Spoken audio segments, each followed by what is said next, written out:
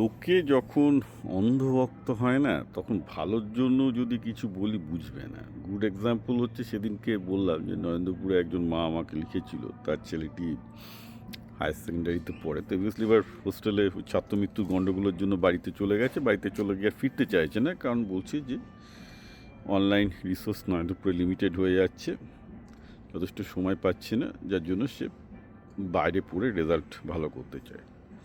তো আমি সেটাকে সাপোর্ট করেছিলাম, কারণ ডেটা পরিষ্কারভাবে দেখিয়ে দিচ্ছে যে গত 2 বছরে বর্ধমান থেকে রেজাল্ট আমি যদি দেখি, যারা এক্সেপশনালি ভালো স্টুডেন্ট নিজেরা যারা বাইরে পড়ে ভালো করেছে তারা ভালো করেছে, কারণ অবভিয়াসলি অনলাইন অনেকটাই ফ্লাইস করেছে। এবার একটা জিনিস বলার আছে, দেখুন এআই এসছে 2022 সালের নভেম্বর ডিসেম্বর মাসে ChatGPT আসে। আমি 2023 সালের মে মাসে লিখেছিলাম যে এবার কিন্তু আইটির চাকরি আস্তে আস্তে সব ফেজ আউট করবে। আমি বলিনি যে কালকেই যাবে। তো তখন 2023 সালে আমি যখন লিখেছিলাম মে মাসে যে আইটির চাকরিগুলো এবার ফেজ আউট করতে শুরু করবে আস্তে আস্তে, তখন আমাকে প্রচণ্ড গালাগাল দিত আইটির লোকজন, কারণ তারা তো ওইসব দেখছে না। তখন তাদের অফিসে এআই সেভাবে প্রবেশ করেনি, অ্যানথ্রপিক সেভাবে আসেনি, অ্যানথ্রপিক সবে শুরু হয়েছে। তখন বলতো হ্যাঁ আপনি ভয় দেখাচ্ছেন, আপনি ভয় দেখাচ্ছেন, আপনি ভয় দেখাচ্ছেন, ফালতু লোক, হ্যান ত্যান, এসব গালাগাল দিত। আমি যাকে লোকের আইকিউ 20 বিলো 20, বাঙালির আইকিউ বিলো 20 কিউ বললে আমি হয়তো মানে আইকিউ বিলো 20 বললে আমি খুব একটা পাত্তা দিও না এসব ব্যাপারে, কিন্তু আমি জানি যে এরা একদিন করবে। কী দেখলাম লাস্ট 3 বছরে, কিন্তু লাস্ট 1.5 বছর থেকেই লোকজনের এআইয়ের জন্য আস্তে আস্তে আস্তে আস্তে আস্তে আস্তে চাকরি কমছে, ছাঁটাই হচ্ছে, এবং এখন মোটামুটি সব জায়গাতেই যারা আইটিতে কাজ করছে এআই ঢুকে গেছে, এবং বুঝতে পারছি যে এখন একজনকেও পাওয়া যাবে না যে মনে করে যে এর জন্য তার চাকরি সুরক্ষিত। এর জন্য কী ফিউচার সেটা লোকজন বুঝতে পেরেছে, হচ্ছে গল্প।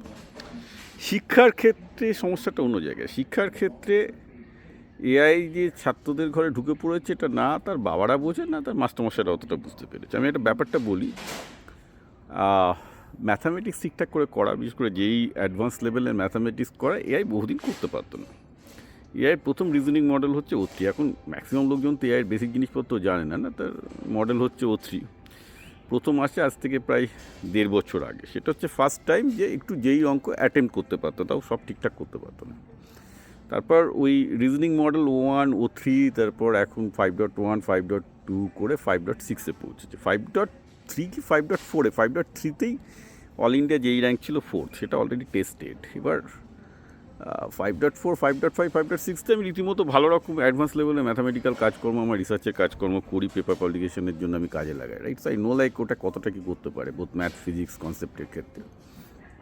এবার তো ন্যাচারালি আমি খুব ভালো করেই জানি যে এগুলোর এআইআর মানে অল ইন্ডিয়া র্যাঙ্ক 1 হবে, এবং মনে রাখবেন যেসব টিচাররা পড়াচ্ছেন তারাও কিন্তু অল ইন্ডিয়া র্যাঙ্ক 1 আনতে পারবেন না যদি যেই অ্যাডভান্সে বসেন। দেখি সেটা অন্য ব্যাপার। প্রশ্ন হচ্ছে যে একটা ছেলে 24/7 যখন মানে তার সমস্ত কিছু ডাউট খুব নিখুঁতভাবে ক্লিয়ার করতে পারছে, এর কাছ থেকে প্রশ্নগুলো খুব গভীরে গিয়ে জানতে পারছে, একটা ভালো ছেলে, ডিফারেন্স বিটুইন একটা নরেন্দ্রপুরের ছেলে যে পড়ছে তার একটা ভালো ছেলে ভার্সেস একটা অন্য একটা ছেলে, তার অনেক ডিফারেন্স আছে, রাইট?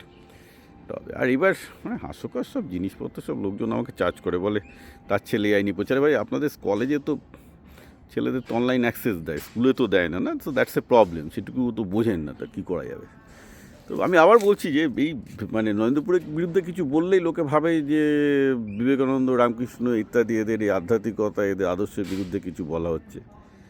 আরে বাপরে বাপ, আমি নরেন্দ্রপুরকে বোধহয় সবচেয়ে বেশি অনলাইনে সাপোর্ট করেছি, ওকে, কারণ ওটা আমার যেহেতু স্কুল, মানে আমার কলেজ আর কি, আমাদের সময় 11-12 কলেজে ছিল, আমি সেই সংস্থাকে সবচেয়ে বেশি বিভিন্ন অ্যাটাক থেকে সাপোর্ট করেছি। সেটুকু সাপোর্ট করার মতো বুদ্ধিও আপনাদের মাথায় নেই, কারণ এরকম ভক্ত যারা হয় না তাদের মাথা ভোঁতায় হয়, তাদের মানে রামকৃষ্ণকে অপমান করলে তারা সেটা ওই লোকজনকে গালাগালি দিতে পারবে, অ্যাকচুয়াল লজিক্যালি ডিফেন্ড করার মতো ক্ষমতাও তাদের নেই।